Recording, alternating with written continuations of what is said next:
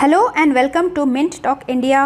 आज के इस वीडियो में हम आपके कक्षा 5 हिंदी की पाठ्य पुस्तक रिमझिम का पाठ नंबर 8 वे दिन भी क्या दिन थे के पाठ के प्रश्नों को हल करने वाले हैं और ये है पार्ट 2 वीडियो।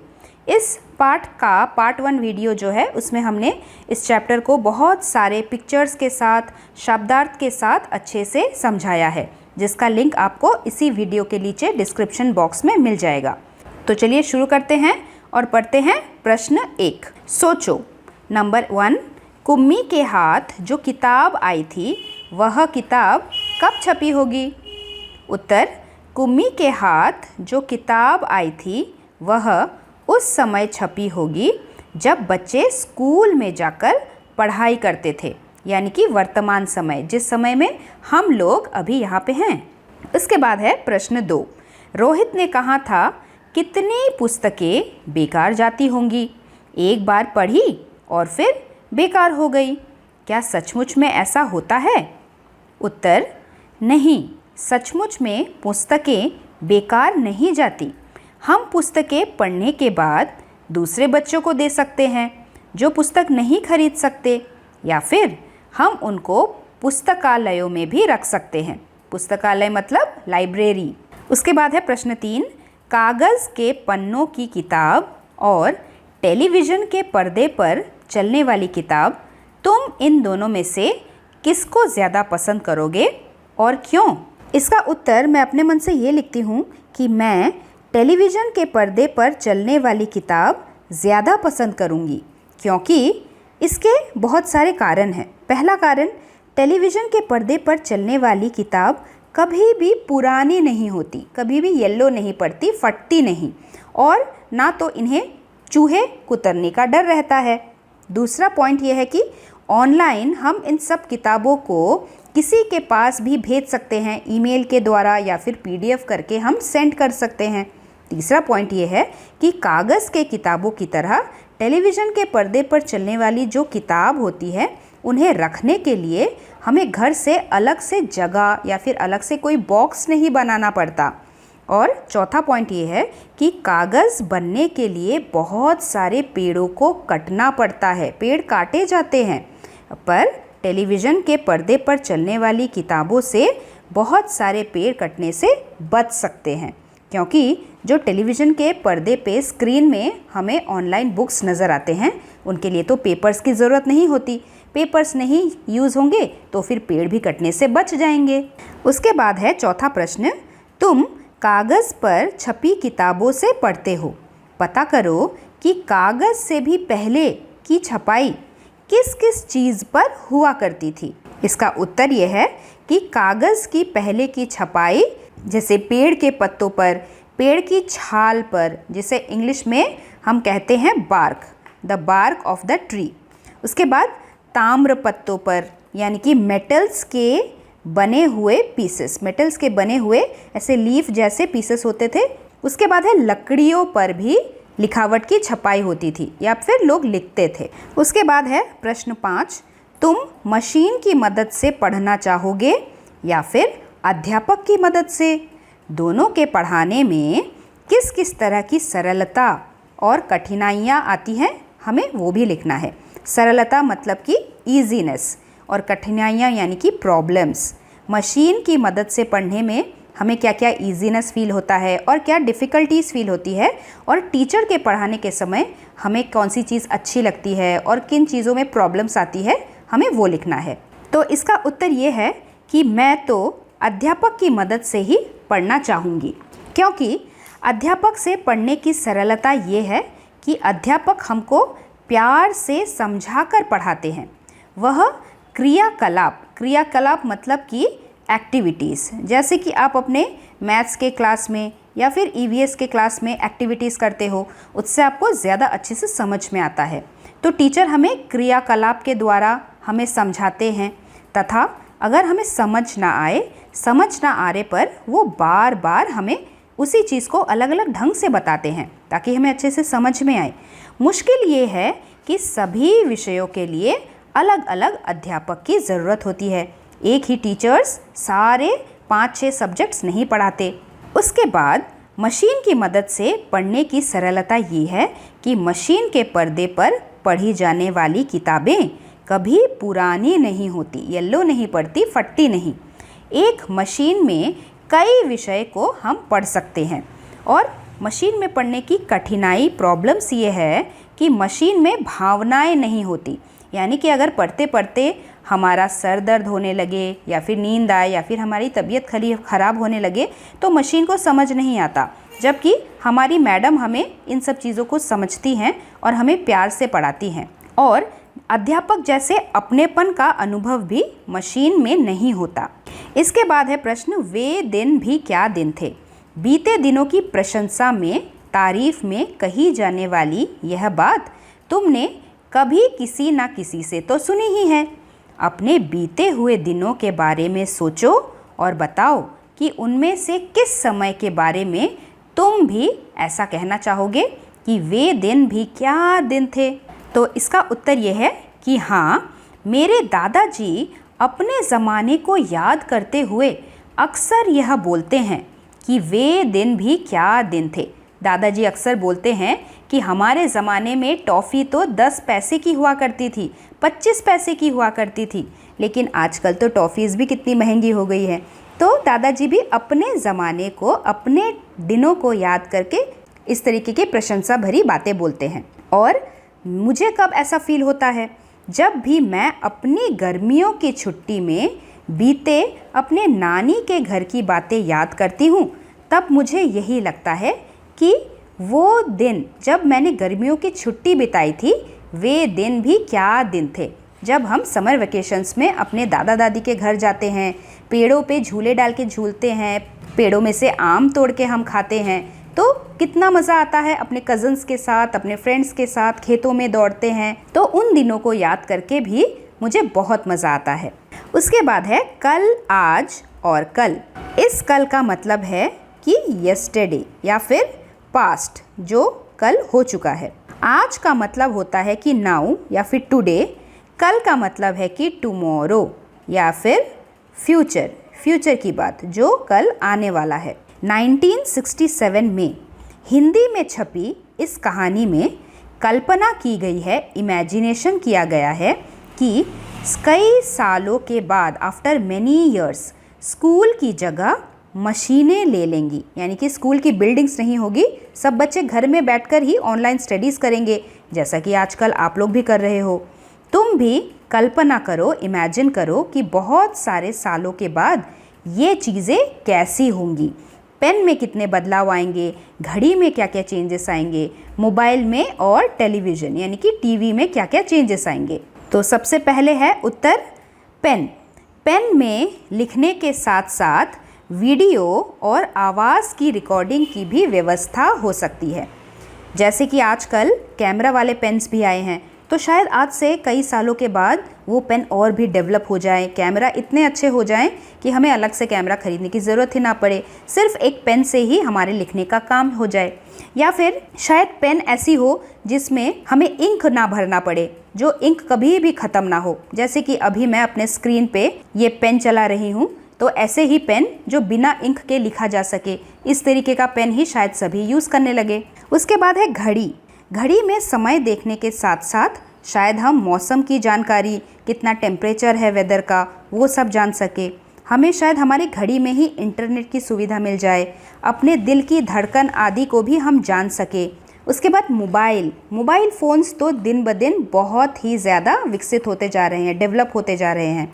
मोबाइल और भी ज़्यादा पतला, हल्का और ज़्यादा उपयोगी हो जाएगा, जिसे हम घड़ी की तरह शायद पहन भी पाएंगे अपने हाथों में।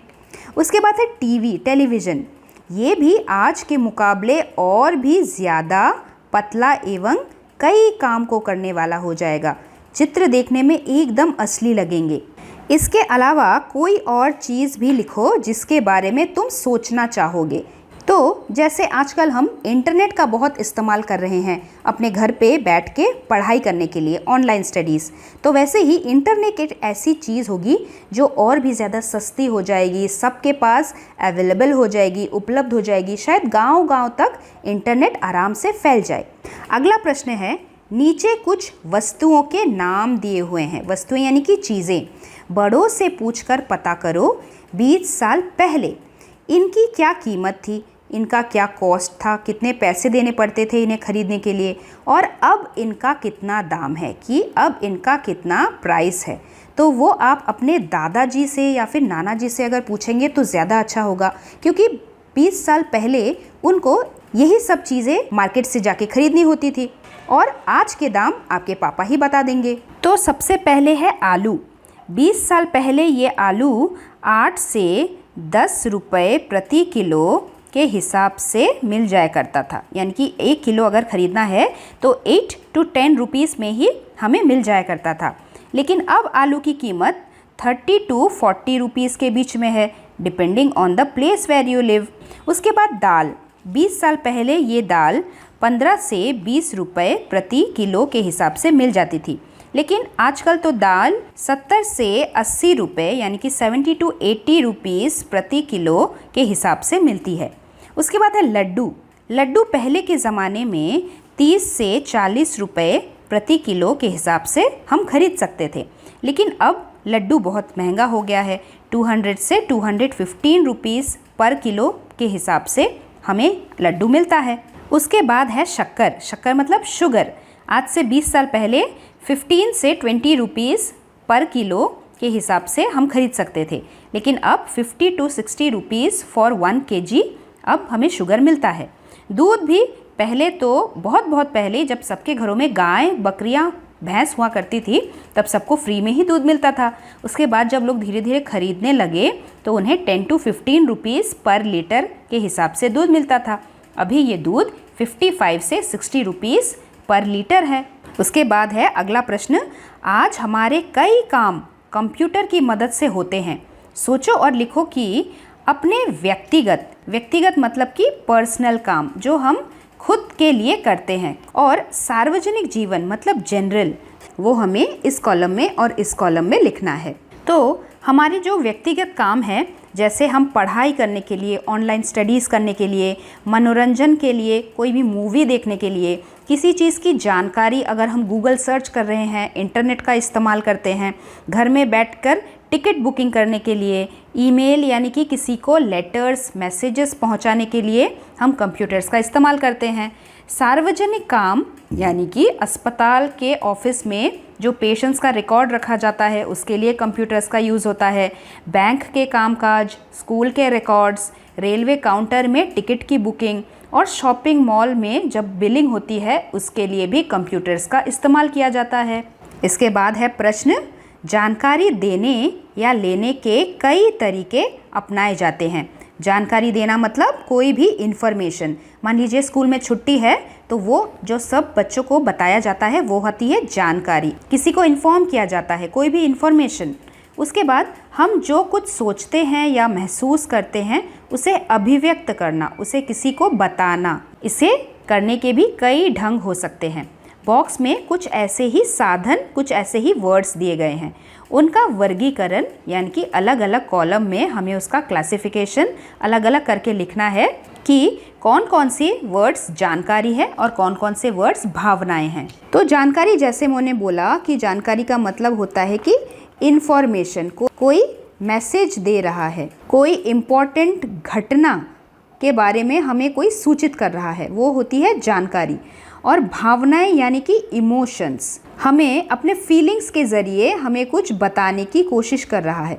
तो सबसे पहले जिन जिन चीज़ों में हमें जानकारी मिलती है वो है संदेश, फ़ोन, फैक्स, विज्ञापन मतलब advertise, mobile, internet, radio, notice, TV, तार और इश्तिहार। उसके बाद है भावनाएं। चित्र को देख के हमें कुछ फील होता है कि चित्र सीनरी के बारे में है या फिर किसी विलेज के बारे में है।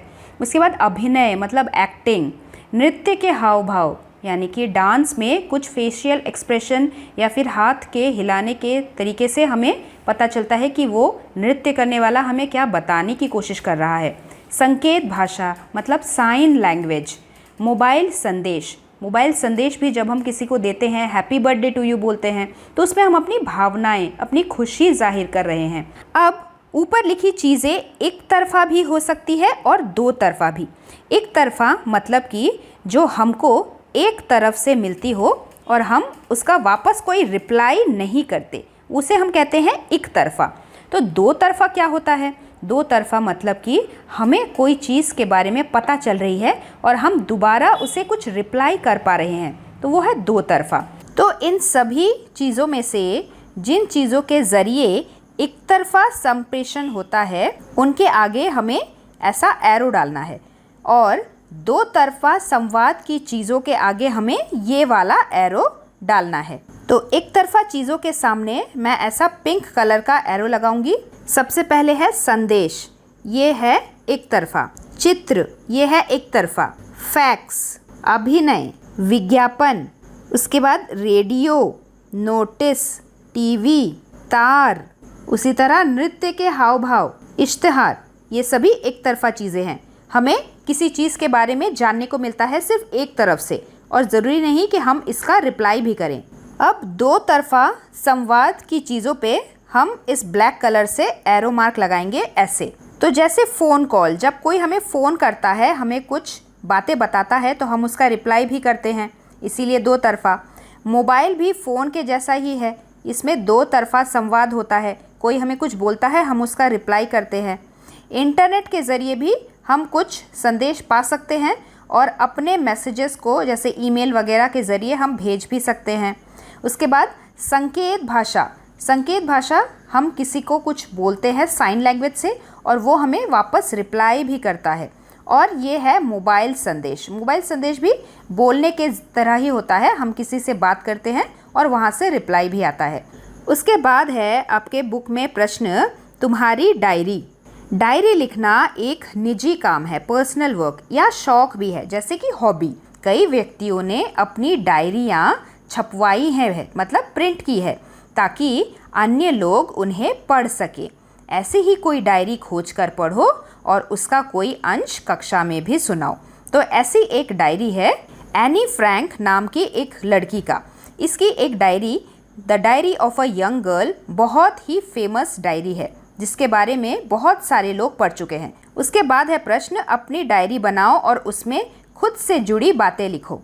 तो हम खुद से जुड़ी बातें क्या क्या लिखेंगे? अपनी डायरी में मैं अपने मम्मी पापा, भाई बहन, दोस्तों और शिक्षकों के बारे में लिखूंगी। उसके बाद मेरे कितने दोस्त हैं, कौन मेरा सबसे प्रिय दोस्त है, बेस्ट फ्रेंड आदि के बारे में भी मैं डायरी में लिखूंगी। और अभी जो सिचुएशन चल रहा है आज के बारे में, कोविड-19 की वजह से हम सभी स्कूल नहीं जा पा रहे हैं, घर में हमारी ऑनलाइन पढ़ाई चल रही है, हम डायरी में उसके बारे में भी लिख सकते हैं। और आज से 10 साल बाद जब आप अपनी डायरी को फिर से पढ़ोगे तो आपको याद आएगा कि हाँ 2020-2021 में ऐसा एक समय भी था जब आपके स्कूल लगभग 1-1.5-2 साल तक के लिए बंद हो गए थे। उसके बाद है प्रश्न, डायरी में तुम अपने स्कूल के बारे में क्या क्या लिखना चाहोगे? उत्तर, स्कूल के बारे में मैं उसकी सुंदरता के बारे में कि वो स्कूल कितना बड़ा है, उसका गार्डन कितना बड़ा है, उसमें कितने क्लासेस हैं, मेरे सभी शिक्षकों के बारे में, मेरे दोस्तों के बारे में, उनके साथ मैं क्या क्या खेल खेलती थी गेम्स पीरियड में, मेरे शिक्षक कक्षा में हमें क्या क्या एक्टिविटीज़ कराते हैं, इत्यादि हम लिख सकते हैं। उसके बाद है तुम भी कल्पना करो। दोस्तों के साथ बातें करके अंदाज़ा लगाओ कि 50 साल के बाद, आफ्टर 50 ईयर्स, इनमें क्या क्या बदलाव आएंगे। फिल्मों में तकनीकी विकास यानी कि टेक्नोलॉजिकल डेवलपमेंट की वजह से पिक्चर्स और भी खूबसूरत लगेंगे, एकदम रियल लाइफ जैसे। गांव की सड़क, अस्पताल और लोगों के जीवन में विकास होगा। शहरों के सभी सुख सुविधाएं गांव के लोगों के पास होगी। उसके बाद नदी में क्या डिफरेंस आएगा? नदी का पानी कम हो जाएगा, यहाँ पे बाय मिस्टेक काम लिखा है, नदी का पानी कम हो जाएगा और नदी के किनारे और भी कारखाने बन जाएंगे। उसके बाद स्कूल में क्या डिफरेंस आएंगे? स्कूल में और भी आधुनिक उपकरणों का प्रयोग बढ़ जाएगा, स्मार्ट बोर्ड्स आ जाएंगे, स्मार्ट पेन्स हो जाएंगे, पढ़ाई करने के नए तरीके बनेंगे और पढ़ने पढ़ाने के तरीके में भी बदलाव आएगा। उसके बाद है था, है और होगा। ये सब चीज़ें हम कब बोलते हैं? हम पढ़ेंगे भूतकाल, वर्तमान काल और भविष्यकाल के बारे में। असीमोव की कहानी 2155 ईयर यानी कि भविष्य में आने वाले समय के बारे में है। फिर भी कहानी में हमने थे का इस्तेमाल बहुत सुना है, थे का इस्तेमाल हुआ है जो कि बीते समय के बारे में बताया जाता है। जैसे हम बोलते हैं ना, हम जाते थे, हम खाते थे, यानी कि कोई चीज़ जो हो चुका है उसके बारे में हम बोल रहे हैं, हम ऐसा करते थे, हम वैसा करते थे। तो फिर जो कहानी ऑलरेडी फ्यूचर के बारे में है, वो फ्यूचर मतलब कि आने वाले में है, उसके बारे में हम थे शब्द का प्रयोग क्यों किया है हमने ऐसा? तो इसका उत्तर ये है कि असिमोव की कहानी हमारे लिए तो 2155 ईयर यानी कि भविष्य की कहानी है, लेकिन कुम्मी को जो डायरी मिली थी उसमें बीते समय के बारे में लिखा हुआ था, बीते समय की लिखी हुई कहानी थी। इसीलिए कहानी में हमने थे का प्रयोग ज़्यादा पढ़ा। जो भी पास्ट की घटना होती है, यानी कि जो चीज़ हो चुकी है, जिसे हम हिंदी में बोलते हैं भूतकाल और इंग्लिश में बोलते हैं पास्ट, उसे सेंटेंस में यूज़ करने के टाइम हम हमेशा था लगाते हैं लास्ट में। वर्तमान काल की जो भी घटनाएं या फिर सेंटेंसेस हम बनाते हैं उसमें है या फिर हूँ लिखते हैं। और भविष्य काल यानी कि जो घटना होने वाली है, हम करने वाले हैं, फ्यूचर टेंस, उसके बारे में हम जो भी लिखेंगे, जैसे होगा, रहेगा, खाएगा, जाएगा, खेलेगा, लास्ट में गा का प्रयोग होता है हमेशा। चलिए कुछ एग्जाम्पल्स देख लेते हैं। जैसे ये है भूतकाल, यानी कि जो घटना घट चुकी है, पास्ट टेंस, जिसे हम इंग्लिश में पास्ट टेंस बोलते हैं। जैसे मैं गर्मियों की छुट्टी में ना पिछले साल नानी के घर गई थी, तो मैं क्या लिखूंगी? मैं नानी के घर गया था। रात को चोर आए थे, लास्ट नाइट, कल रात को आए थे। मुन्ना रो रहा था, अभी नहीं रो रहा है, पहले रो रहा था। तो ये हुआ भूतकाल। उसके बाद है भविष्यकाल, मतलब कि जो आने वाला है, जो घटना घटने वाली है, कल होगा, आज नहीं लेकिन कल होगा। जैसे मैं कल नानी के घर जाऊंगी, मैं नानी के घर जाऊंगी। शाम को मेहमान आएंगे, मैं थोड़ी देर बाद नहाने जाऊंगी। ये घटना घटने वाली है फ्यूचर में, बाद में, इसीलिए हम इसको बोलते हैं भविष्यकाल। और लास्ट में हम हमेशा आऊंगी, जाऊंगी, खाएंगे, सोएंगे, ऐसा वर्ड्स लगाते हैं। वर्तमान काल के जितने भी सेंटेंसेस होते हैं, मतलब कि अभी जो घटना घट रही है, जैसे मैं आपको अभी पढ़ा रही हूँ, तो लास्ट में मैं हूँ का प्रयोग कर रही हूँ। हर सेंटेंस के पीछे हूँ या फिर है का प्रयोग होता है। मैं नानी के घर आया हूँ, चोर आया है, मुन्ना रो रहा है। तो इस तरीके से हम हमारे सेंटेंसेस बनाते हैं। तो ये था आपके टेक्स्ट बुक का लास्ट प्रश्न। आशा करती हूँ कि आपको अच्छे से समझ में आया होगा। अगर आपके मन में फिर भी कोई डाउट या फिर क्वेश्चन रह गया हो, आप मुझे कमेंट बॉक्स में पूछ सकते हैं। इस चैप्टर का फर्स्ट पार्ट इसी वीडियो के नीचे डिस्क्रिप्शन बॉक्स में है, जिसे हमने बहुत सारे पिक्चर्स के साथ और English and Hindi word meanings के साथ अच्छे से समझाया है। हम मिलेंगे बहुत ही जल्दी हमारे अगले वीडियो के साथ। तब तक के लिए धन्यवाद एवं आपका दिन शुभ रहे। Thanks for watching and do like, share, subscribe our channel Mint Talk India for more upcoming videos.